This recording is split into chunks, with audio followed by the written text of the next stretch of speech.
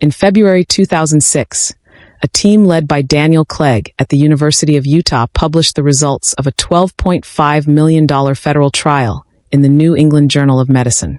The government had just spent more than a decade and more money than most people earn in a lifetime to test something you can buy at any pharmacy for $20. And their answer for most of the people in the study was, it does not work. Here is what makes that strange. While that paper was being written, Americans were already spending over $1 billion a year on glucosamine and chondroitin. Today, the global joint supplement market is worth more than $15 billion annually. The industry kept growing. The prescriptions kept coming. The shelves never emptied. Most people who heard about the trial heard one sentence. The supplements failed. That sentence is true. It is also incomplete in a way that matters a great deal, depending on who you are. By the end of this video, you will know exactly which people the combination works for, which form of glucosamine the trial actually tested, and why that choice is still debated today, and what the data actually says once you split the patients into two groups. If you find this kind of careful look at the actual numbers useful, subscribe. That is what this channel does every week. One last thing. Near the end, I am going to cover something that is not a food and not a supplement. It costs nothing. And it is the part most people skip over completely, even people who do everything else right. Here is what is actually going on inside the knee. Between the bones, there is a layer of cartilage, smooth, firm tissue that acts like a shock absorber. Around it is a sealed capsule filled with synovial fluid. Think of that fluid as the oil in an engine. It lubricates the joint, carries nutrients into the cartilage, and carries waste out. Cartilage has no blood supply of its own. The synovial fluid is the only delivery system it gets. In osteoarthritis, that is the wear and tear type of arthritis most people develop as they age, that fluid thins out and loses its lubricating ability. Tiny fragments of cartilage break off and float in the joint space. The lining of the capsule gets irritated. Inflammatory chemicals build up. The cartilage gradually thins. Eventually, bone is pressing closer to bone, and that is where the pain comes from. Now here is the belief most people carry into a doctor's office. This is just aging.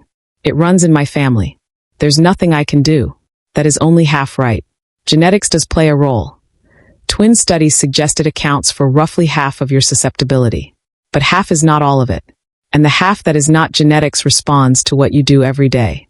A 2023 UK Biobank study, one of the largest lifestyle and genetics studies ever run, with over 317,000 participants, found that people in the highest genetic risk group still cut their odds of developing osteoarthritis by about 42% just by maintaining a healthy lifestyle that held across weight, diet, sleep, physical activity, and sedentary time. Even if you drew the short straw genetically, daily habits still move the needle significantly. The same pattern has shown up in other large populations. In Asian cohorts, knee osteoarthritis rates track closely with rising obesity and inactivity, not genetics, as those countries have adopted more sedentary lifestyles. The disease follows the behavior, not just the family tree. So the question is not whether your genes matter. They do. The question is what you can actually do about the other half. That is what this video is about. So let's go back to that trial. Clegg et al. Published the full results in the New England Journal of Medicine in February 2006. The headline, the one that ran in every newspaper, was this: glucosamine and chondroitin do not work. That is accurate. For the overall group, the combination did not beat placebo by a statistically meaningful margin. But here is what most of the headlines left out. The 1,583 patients in the trial were not all in the same amount of pain. About 78% of them had mild knee pain. The other 22%, 354 people, had moderate to severe pain going in. A WOMAC score, that is the standard pain measurement tool, between 301 and 400 out of 500. When the researchers split those two groups apart, the numbers looked very different. In the mild pain group, the combination of glucosamine and chondroitin did essentially nothing beyond placebo. The response rate was 62.9% on the combination versus 61.7% on placebo. That is noise. In the moderate to severe pain group, the combination hit a 79.2% response rate. Placebo came in at 54.3%. That gap, nearly 25 percentage points, was statistically significant. P equals 0.002. In clinical research, that is a clear signal. To put it plainly, in people with real, significant knee pain, roughly 4 out of 5 responded to the combination. That is a better number than celecoxib, the prescription anti-inflammatory used as the positive control, which came in at 69.4% in the same subgroup. Now, 2 things worth being straight about. First, Clegg himself called this result exploratory. There were only about 70 patients per arm in the moderate to severe group.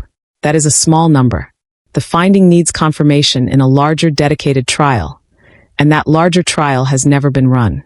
Second, and this is important, the GAIT trial did not test the form of glucosamine most commonly used in Europe.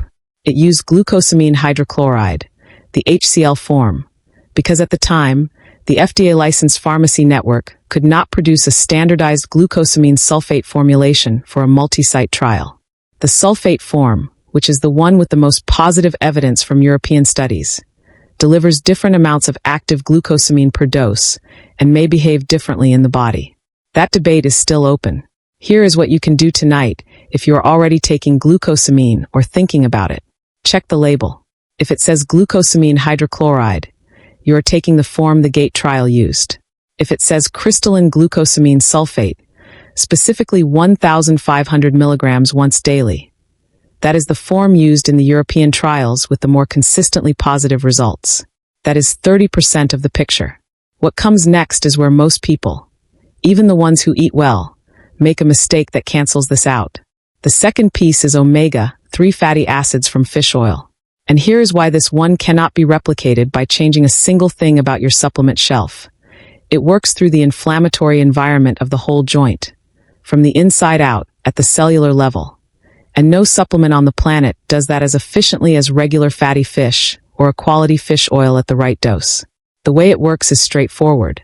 Your joint cartilage is bathed in inflammatory chemicals. 2 of them, prostaglandin E2 and leukotriene B4, drive a lot of the pain and cartilage breakdown in osteoarthritis.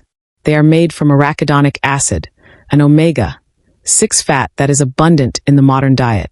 EPA and DHA, the 2 active omega-3 fats in fish oil, compete directly with arachidonic acid for the same enzymes.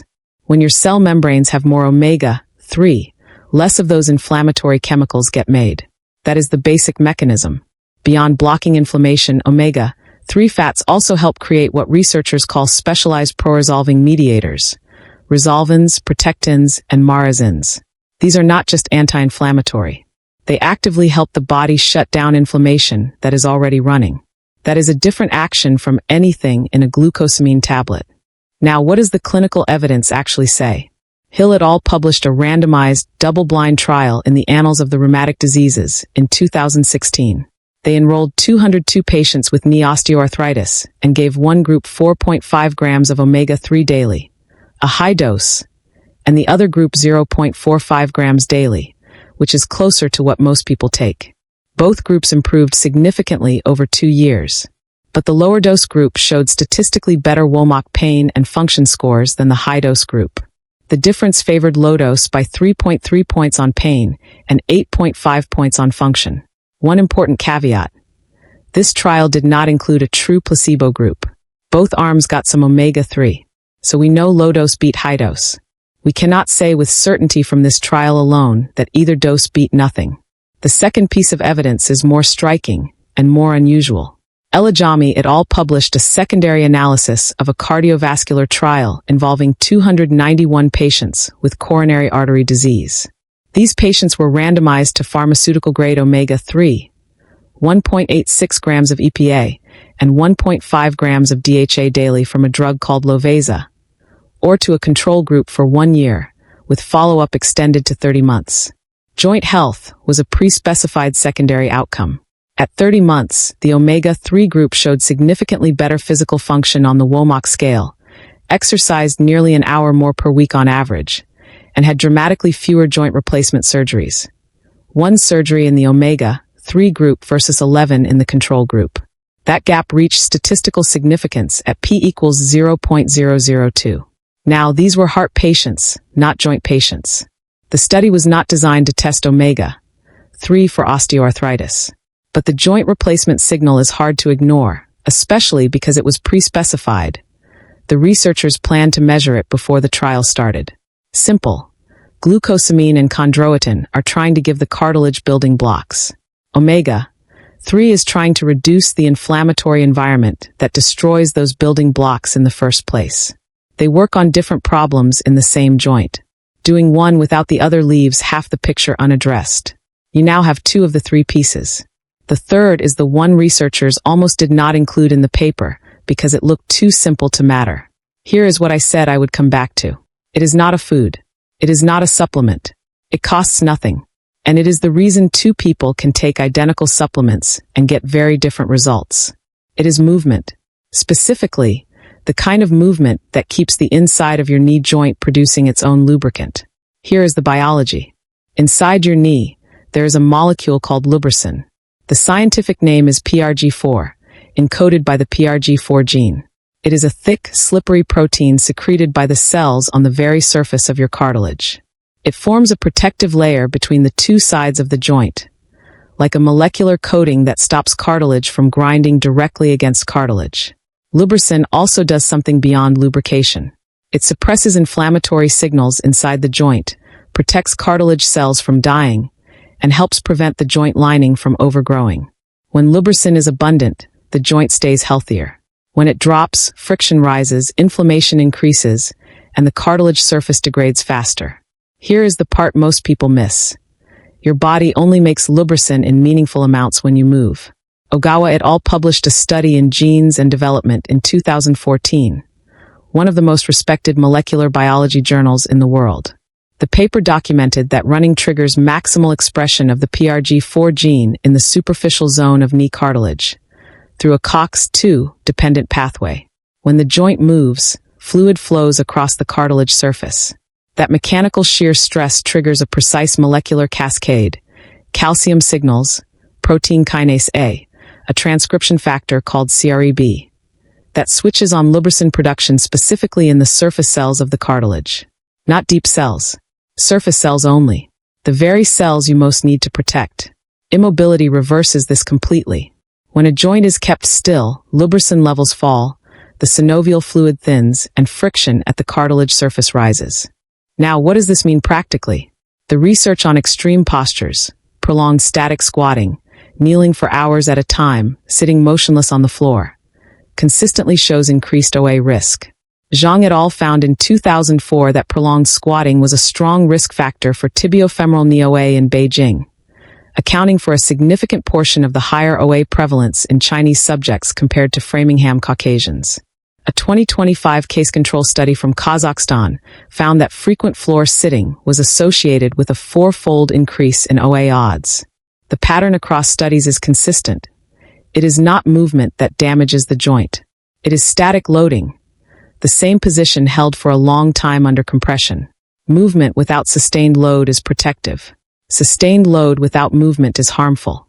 This shows up in multiple populations. Thai workers with occupational squatting have higher OA rates than non-squatters. Indian rural populations with prolonged floor-sitting work show elevated knee OA. The Kazakhstan study found squat toilet use doubled the odds. Different countries, same result. Long static loading damages the joint. Regular movement protects it. One honest limitation. If you already have significant knee damage, cartilage thinning, or bone-on-bone contact, you need to check with your doctor before changing what you do with your knees. Movement is protective in joints that still have intact cartilage surface cells producing lubricin. Once those surface cells are significantly gone, the picture changes.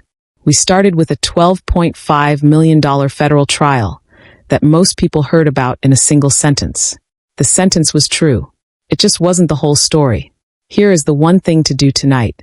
Look at the label on whatever joint supplement you're currently taking, or the one you've been thinking about buying. Check 2 things. 1. Does it say glucosamine sulfate or glucosamine hydrochloride? 2. Does it have third-party testing certification? That check takes under 2 minutes, and it will tell you more than most of what you've read on the subject. Next week, I'm looking at a different kind of trial. One where the researchers expected a clear winner and got something much stranger. That result changed how several clinical guidelines are written today. I'll leave it at that. If this kind of careful look at the actual data is useful to you, subscribe. That's what this channel does every week. No shortcuts, no exaggeration. Tell me in the comments, has a doctor ever told you glucosamine doesn't work? And if so, did they mention whether your pain was mild or moderate to severe? I read every single one. What you say here shapes what I make next.